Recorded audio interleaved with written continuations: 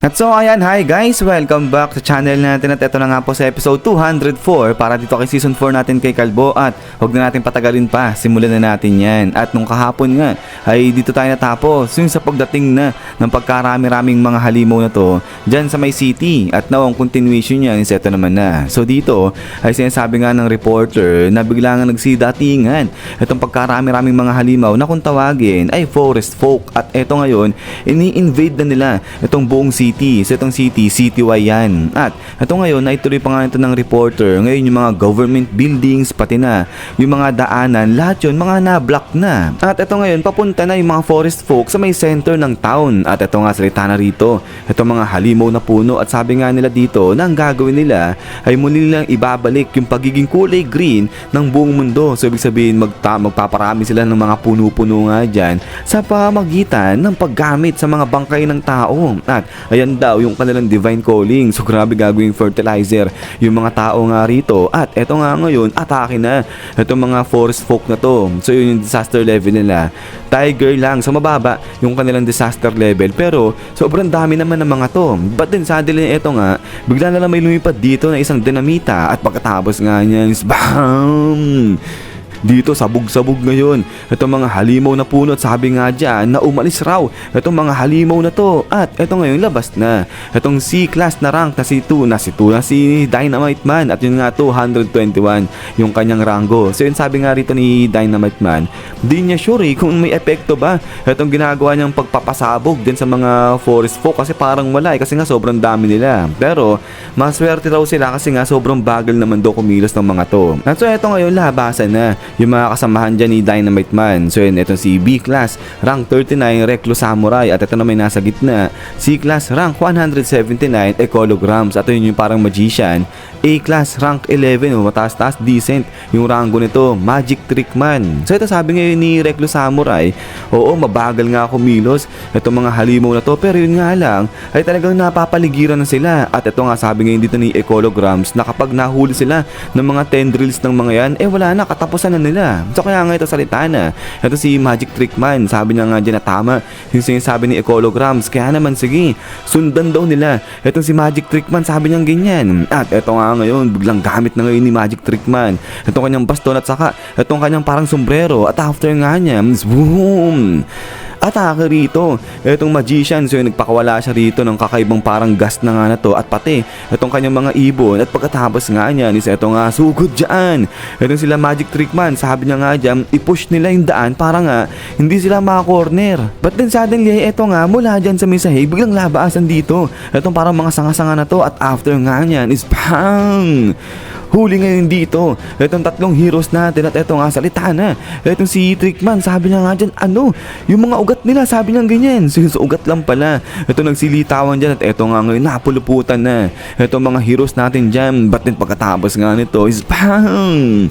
Dito datingan itong grupo ni Tank Top Master at eto nga pam hala sige. So dito sa pool yung mga forest folk na nga na yan at ayun napakawalan nila dyan yung tatlong hero natin, sila Magic Trick Man. At pagkatapos nga yan eto nga laglag dito ito sila Magic Trick Man. Pero natuwa sila kasi nga dumating itong isang S-class hero, niligtas sila. At eto nga ngayon salita na ito si Tank Top Master, sabi niya nga dyan na wag daw mag-back down, wag tumigil rito ito sila Magic Trick Man. Atake lang, sabi niya ganyan kasi nga para makapag-carve sila ng way dito kasi kapag napaligiran sila niyan ay wala na, katapusan na nga nila dito. At pagkatapos nga niyan is boom, grabe talagang pwersa rito itong si Tank Top Master. Ayun, medyo nakakagawa na sila dito ng daanan. At ito nga ngayon natutuwa itong si Ecolo, sabi niya nga dyan ang galing nagawa natin, sabi niya ganyan. But then suddenly ito nga ngayon napatigil dyan itong sila Tank Top Master kasi nga hindi umubra itong pag-push ni Tank Top Master. Biglang may humarang sa kanila rito at ito nga habang tingin-tingin dyan ito si Tank Top Master ay ito nga biglang labas na itong pagkalaki-laking puno na to at ito hinuli niya dito bigla. Ito sila Tank Top Master. So yung tawa-tawa bigla rito eh. Itong malaking puno na nga na to. At ito nga ngayon salita na itong puno. Sabi niya nga dyan, nasa tingin daw ba ng mga tao na to ay makakatakas sila? Mga wala silang kwenta, sabi niya ganyan. At hindi sila makakatakas dahil nandito na nga raw siya. Si Forest King, sabi niya ganyan. At ito nga yung disaster level nito ni Forest King ay dragon. So ang lakas ng halimaw pala nito, dragon yung threat level niya. At ito nga, napuluputan na dyan. Ito yung mga bata ni Tank Top Master pati na. Ito sila Ikolo nga ulit. At pagkatapos nga niya, ito nga ngayon salita na. Ito si Forest King, sabi niya nga dyan, mga anak, sige kainin niyo na itong mga fertilizer, sabi niya ganyan. So ipapakain.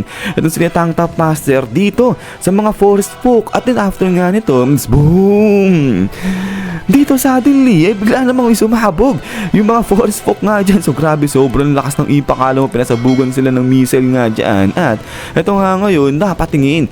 Ito sila Tank Top Master. So yun, so napatigil rito pati. Ito si Forest King. At ito nga ngayon, labas na itong si Genos dyan. So nag-aapoy o nagliliwanag rito. Ito si Genos. At ang sabi niya nga dyan, na itong kanyang bagong firepower ay talagang napakalupit nga raw, perfect. At katulad daw talaga yan ang inaasahan niya kay Dr. Coseno. So yun nga kasi in-enhance ulit ni Dr. Coseno itong si Genos nga dyan. At eto ngayon tindig na itong si Genos dyan sa harapan ni Forest King. At sabi niya nga rito na kahit nga raw itong si Genos ngayon, kaya niya nung makipaglaban sa mga threat level na dragon. At eto tuloy nga ni Genos, gusto niya sana nahamunin yung kanyang master si Saitama na mag-sparring. Pero bagong araw yan ay eto nga ngayon biglang forma ulit. Eto si Genos, sabi niya nga rito na tatapusin niya muna ay ang Forest King na yan. At pagkatapos nga nito, spang! Dito lumabas na nga itong mga characters na to. At pagkatapos nga niya, na ito nga, biglang talo na dito sa side na ni Saitama at saka nga nito ni Genos. So natapos na yung laban ni Genos saka nga ng Forest King, ngayon lang kadali. At ito ngayon ay sabi nga ni Saitama kay Genos na nagbago raw ba ulit o nagpalit ba ulit ng parts niya itong si Genos. So yun sabi ni Genos, oo, ganun na nga. At ito nga ngayon ay upo na itong si Genos dyan nga sa loob ng apartment ni Saitama. At ito salita si Genos, sabi niya nga dyan na nakalipat na pala ng bagong tirahan itong si Master Saitama niya. So yun sabi nga ni Saitama, oo, kasi nga diba nasira yung kanilang apartment. Pero yun sabi nga ni Genos dito, gusto raw ba ni Saitama na kausapin niya yung association na bigyan siya ng mas malaki pang space kasi parang medyo maliit itong kwarto ni Saitama. Pero ito, sagot si Saitama, sabi niya nga dyan na hindi na, kasi actually siya raw talaga yung nag-request niyan sa association na yung ibigay sa kanya yung pinakamalit nila na space kasi parang mas komportable raw dyan si Saitama. Pero yun nga, bilang tingin-tingin na si Genos banda doon sa may sulok, sabi niya nga dyan, okay sige kung ganun ay dadalhin niya na raw kaagad-agad bukas din yung kanyang mga essentials. So lilipat ito si Genos dyan nga sa may apartment nga ni Saitama. Sabi na nga dyan, okay naman na siguro sa kanya yung space na yun, lahat nung kailangan niya kasya na doon, sabi niya ganyan. Pero yun, si Saitama biglang salita, sabi niya nga rito na teka lang, so daming wait ni Saitama. At eto nga ngayon, salita ito si Genos, sabi niya bakit, may problema ba itong master niya. At ito nga sabi ni Saitama, sa nakikita naman ni Genos, mas maliit daw itong space nila ngayon kumpara dun sa apartment sa tinutuluyan nila dati. Kaya parang hindi na raw sila kasya rito, sabi niya ganyan. Pero ito, bilang pumuesto ito si Genos dun sa may sulok yung sa tinitignan niya. At sabi niya nga dyan na huwag mag-alala itong si Master Saitama niya kasi okay na yung basta makaupo lang si Genos ay wala nang problema sa kanya dyan. So isipin na lang daw ni Saitama na kunyari decor daw itong si Genos. Pero yung sabi nga ni Saitama parang nakakatakot naman daw yan. But then ito nga ngayon ay salita na itong si Saitama, sabi niya nga rito kay Genos na kahit naman daw na mag-stay dito si Genos ay parang wala siyang matututunan dito kay Saitama kung yun nga, kung pag-aaralan niya yung mga araw-araw na ginagawa ni Kalbo, wala lang daw epekto yan. Pero yun nga, salita itong si Genos, sabi niya nga dyan na hindi totoo yung sinasabi nito ni master niya. At ito nilabas niya yung mga notes niya rito, sabi nga ni Saitama nagtitake talaga siya ng notes, sabi niya ganyan. But then maya pa ito nga, nagseryoso bigla itong si Genos. At dito na nga sinabi kay Master Saitama niya na kung po pwede ba pagbigyan niya ito si Genos na makipag-sparring ulit sa kanya. At ito nga ngayon, tayo dito ito si Saitama, sabi niya nga dyan, o sige sure, sabi niya ganyan, walang problema. Kasi total, iniisip din daw ni Saitama na lumabas daw muna siya saglit. So yun, sabi nga ni Saitama dito, sige, maghanap daw sila ngayon ng open space kung saan sila mag-sparring. At pagkatapos nga niyan, is yan guys. So hanggang dito lang po ito sa episode 204 204 natin. At so ayan, so maglalaban na ulit dito. Itong si Genos at saka nga itong si Saitama. So tignan natin kung gaano na yung nilakas ni Genos kasi nga ang bilis niyang tenalo eh. Yung threat level na dragon ay yun nga yung pinakamataas na threat level ng halimaw, diba? Pero yun nga guys, ulit ay maraming salamat sa panood dito kay Kalbo natin. So hintay lang para sa next episode nito. So yan, so lagi mag-ingat. God bless niyo lahat at kita-kits tayo ulit.